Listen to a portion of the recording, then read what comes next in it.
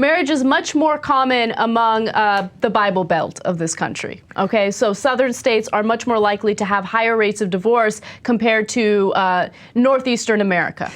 So here's how it works. Marriage is more common, divorce is more common, the divorce rate is significantly higher. We're going to get into one of those reasons, but first let's share the numbers. Yeah, I want to share specific numbers. So it turns out that divorce rates among Southerners in 2009 were 10.2 per 1,000 people for men, and also 11.1 per 1,000 people for women. So those are the numbers in southern states. Now, when you look at Northeasterners, 7.2 per 1,000 men get divorced, and 7.5 per 1,000 women get divorced. So it's significantly lower. Right, and you see the national average there, 9.2 and 9.7. So the Southerners are getting routed by the rest of the country. I believe that's happened before in history, and specifically the Northeast. So what now? I thought you guys were all about morals, right? Or you hear all the time from the South, oh yeah, we're Republicans, morals, yeah, morals, let's get divorced. Okay, now here's why it's happening, right?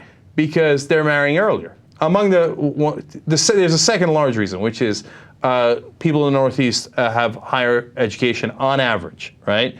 And so that's a great indicator of whether you're going to get divorced or not, right? But the best indicator is when you get married. So, and why do they get married younger? Because they're so moral. Oh no, premarital sex, yeah, oh yeah. Oh shit, then they get all built up and they're like, oh, I gotta go. And then 19, they're like, okay, I'll marry you. Right? And what happens, that turns out it's a disastrous idea. It is. You shouldn't marry the first person you want to have sex with. I could have told you that in 3rd grade, but apparently the South hasn't gotten that yet. And come to find out, their divorce rate is disastrous because they were so pent up they married the first person they had a hard-on for. Right. I think that the key is delay, okay? Delay as much as you possibly can until you know that you've met someone that you can be happy with for the rest of your life. You have your entire life to be with someone, right? How depressing is it to meet someone at 19? Like, let's say you're a female. You meet someone at 19 and you're like, that's it, we're going to get married because I want to have sex with you. And then you're stuck with that person for the rest of your life. You grow so much as a person in your like early 20s, for instance. Right. Look, if I got married to the person I was dating at the age of 19, she's a great girl, but it would have been a disaster, okay? At 23, same, 27, same, 32, same, you know? So, I mean, look, obviously, the more people you date, the more likely you are to find a better match. These things are so obvious.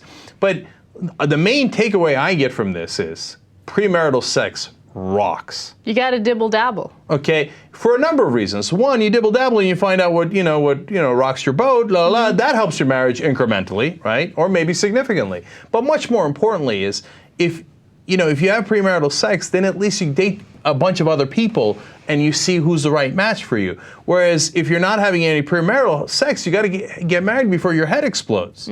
And so come on, South, I love you. And this is all averages. Of course, it doesn't relate to everybody in the South. That's absurd, right? But let's go up and at 'em. Go get laid before you get married. Believe me, it'll work out better for you.